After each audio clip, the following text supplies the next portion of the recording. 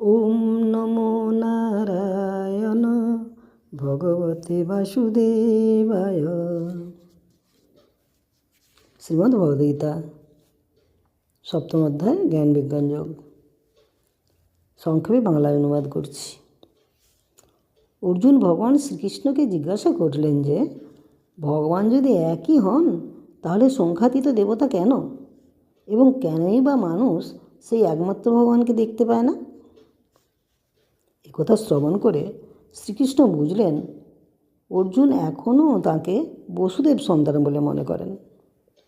তাই তিনি বললেন, যে ব্যক্তি সমুদয় মনে প্রাণে আমার পূজা করে আমি তাকে সর্বস্ব দান করি, তবে সে ব্যক্তির সংখ্যা অল্প।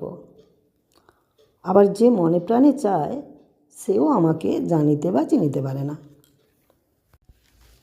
মালার সুতোয় যেমন মালার ফুলগুলি একইভাবে গাঁথা থাকে, তেমন শ্রী ভগবানেই এক বিরাট ব্রহ্মাণ্ড এক হয়ে গাঁথা থাকে। জলের মধ্যে যে রস, শ্রী ভগবানেই সেই রস।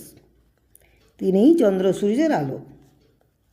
বায়ুর মধ্যে যে গন্ধ আছে সে গন্ধও তিনি। তিনিই অগ্নির তেজ। তিনিই সর্বজীবের প্রাণ। তবে যে সকল মানুষ তাকে দেখে নাই বা চিনে নাই, তার কারণ তিনি আপনাকে মায়া দ্বারা আবৃত করে রেখেছেন।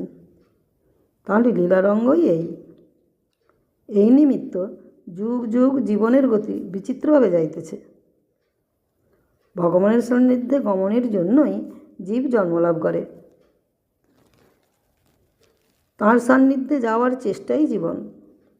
আর এই জীবনকে নিত্য গতিশীল রাখার জন্য সত্য রজ তম এই গুণত্রয়ের সৃষ্টি। এই গুণ তিনটিই তাঁর মায়া, এবং এই গুণত্রয়ের অন্তরালে তিনি প্রত্যেক জীবেই বিদ্যমান। সুতরাং ঈশ্বরকে জানিবার বাসনা থাকলে মানুষকে এই গুণত্রয়ের ঊর্ধ্বে উঠতে হবে। গুণত্রয়ের ঊর্ধ্বে ওঠা অত্যন্ত শক্ত। তা সত্ত্বেও যে ব্যক্তি তাঁর আশ্রয় প্রার্থী হয়, তিনি দয়াপরবশে সে ব্যক্তির চোখের সম্মুখ থেকে এই গুণত্রয়ের মায়া অপসারণ করে থাকেন।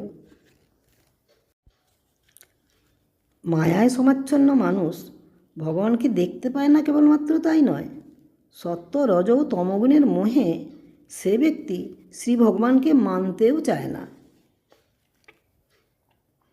অতঃপর মানুষ নিজ সুখ সমৃদ্ধি বা শক্তি কামনার ফলে নানা মূর্তিতে নানা দেবতার পূজা করে। এতই ভিন্ন ভিন্ন দেবতা তাঁরই বিভিন্ন রূপের প্রতিচ্ছবি। এই সকল জ্ঞাত হয়েও যে ব্যক্তি যে মূর্তির পূজা করুক, সেই পূজা তিনিই পেয়ে থাকেন। মাহাত্ম্য 33 নম্বর শ্লোক।